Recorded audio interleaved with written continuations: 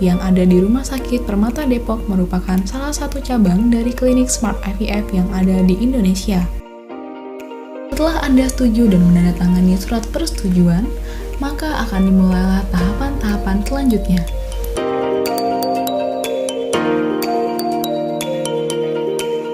Tahapan Smart IVF yang pertama adalah pemeriksaan yang akan dilakukan kepada calon ibu dan calon ayah.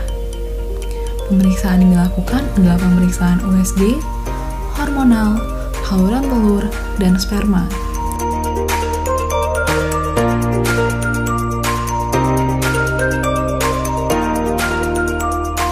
Program bayi tabung menjadi salah satu pilihan bagi pasangan suami istri yang mengalami gangguan kesuburan dan ingin mempunyai keturunan.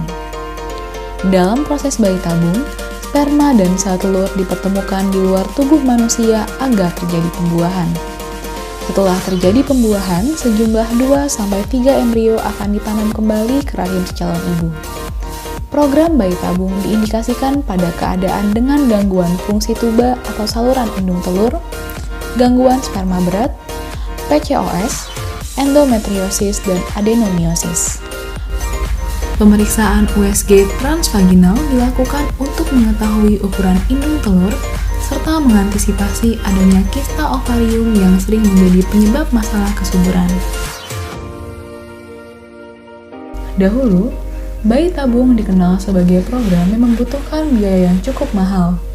Namun kini telah hadir Smart IVF yang lebih terjangkau namun berteknologi canggih sebagai solusi.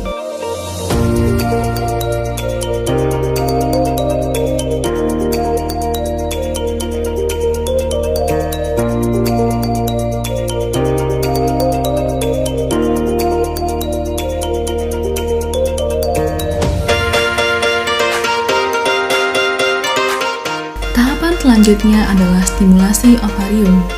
Stimulasi ovarium dilakukan dengan menyuntikkan sebuah obat ke tubuh pasien, lalu pasien akan diajarkan cara menyuntikkan sendiri obat tersebut ke tubuhnya.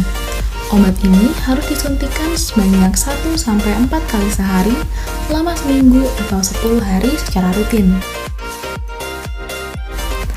Selama proses stimulasi, dokter akan memantau perkembangan sel telur melalui USG dan memantau kadar estradiol melalui tes darah beberapa kali sehari. Proses ini penting untuk memastikan apakah dosis obat kesuburan yang disuntikkan perlu ditambah atau dikurangi.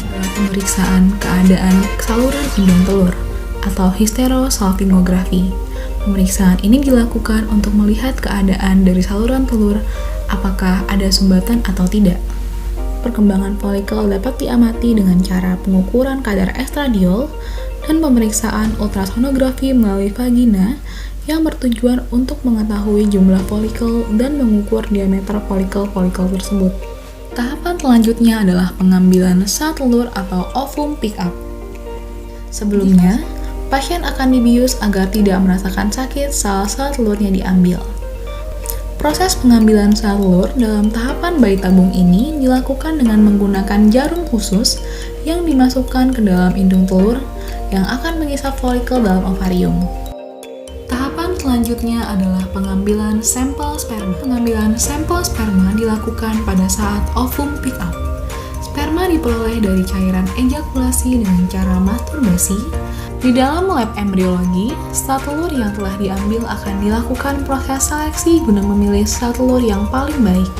Setelah sel telur terpilih, proses pertemuan dengan sel sperma akan dilakukan melalui tangan dokter di sebuah cawan. Proses ini hanya bisa dilihat melalui sebuah mikroskop. Tahapan selanjutnya adalah transfer embrio. Pemindahan embrio dilakukan dengan cara memasukkan tabung tipis berisi cairan embrio ke dalam leher rahim pasien. Embrio yang dimasukkan biasanya lebih dari satu.